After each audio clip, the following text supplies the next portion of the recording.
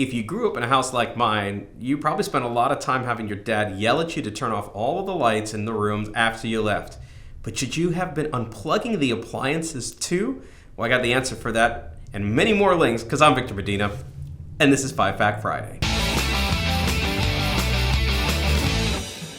Hey everybody, welcome back to 5 Fact Friday. If this is your first time visiting, I'm Victor Medina. I am the founder of Medina Law Group and Palante Wealth Advisors. This little video newsletter is hosted by them because we love sharing great information. This is where we share with you 5 awesome links, and we've got great ones this week. But before I jump into that, I actually wanted to let you know that we're hosting a series of upcoming seminars to talk about the new outlook in retirement. It's actually going to be on April 19th and 21st. They're going to be at Harvest Seasonal Grill in Newtown, Pennsylvania. Now, these things are already almost booked, so if you're interested, you should reach out right now to learn more about what I want to talk to you about, your retirement picture and how everything has changed with inflation and what's going on in Ukraine and all that kind of stuff. Like, how should your retirement picture change? I'm going to do that at a dinner that I'm going to be hosting on April 19th and a lunch on April 21st. So if you're free, and you can contact us in time, we would love to see you there, have an opportunity to share with you some of our thoughts.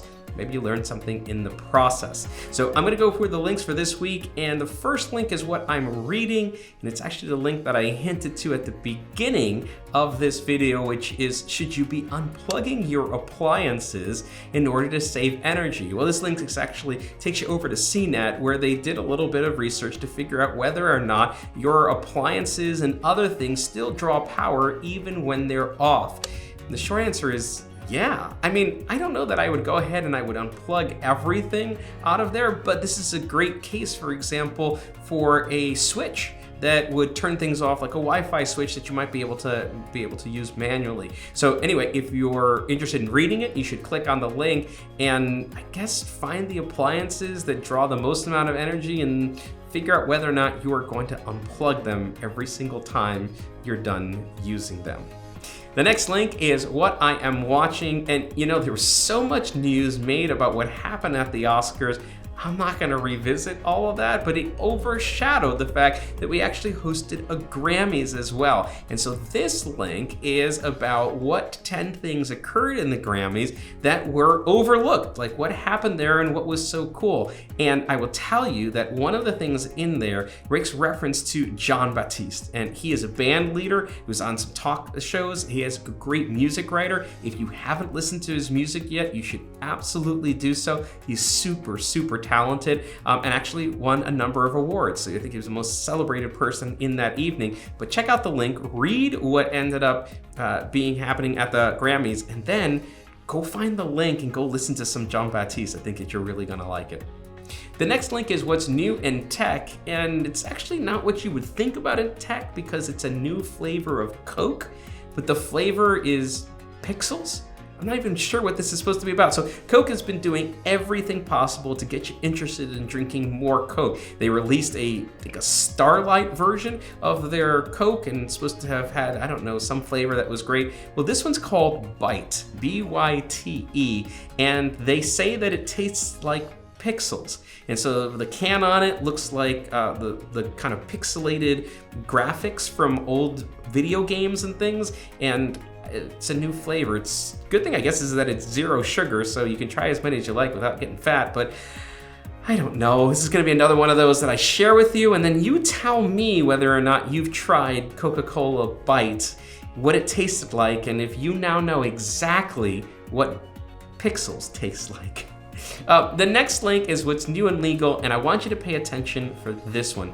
Turns out the House of Representatives has passed a law called Secure Act 2.0, actually is what they're referring to it. And what it is a new set of law changes to retirement accounts. For example, one of the things that they do is they require that if you are employed and your employer hosts a retirement plan like a 401k, that you're automatically enrolled into it and you have to opt out. Right now, you have to ask to join it. And so what they're trying to do is encourage more people to save for retirement. there's actually another law change in there that sounds like it's a good idea, but we've actually looked at it here in the office and it's not my favorite rule, and it's this. They're allowing you, in this law, it's not passed yet, it's just at the House level, but they're allowing you to delay beginning your required minimum distributions to age 75.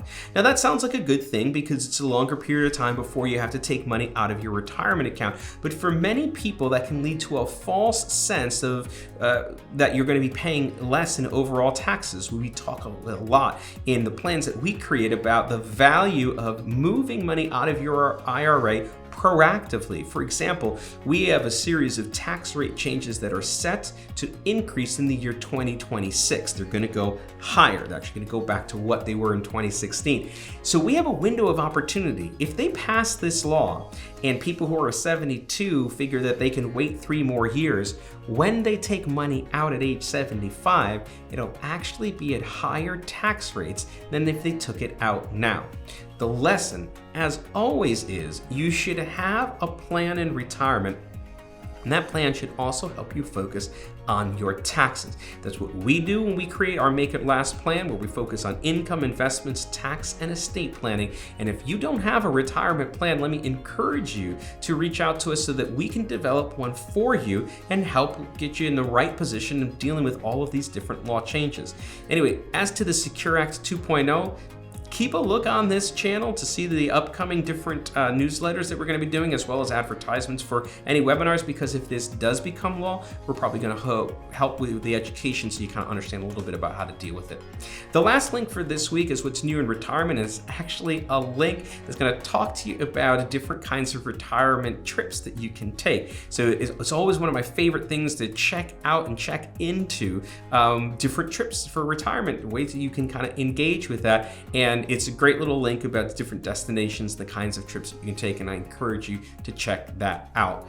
All right, let's go ahead and recap the links for this week. And the first link is what I am reading. It's actually a link to whether or not you should be unplugging your appliances. I am kind of tickled with the idea that some of you are going to run around plugging everything out of your walls and then plugging it back in when you use it and plugging it back out when you're done.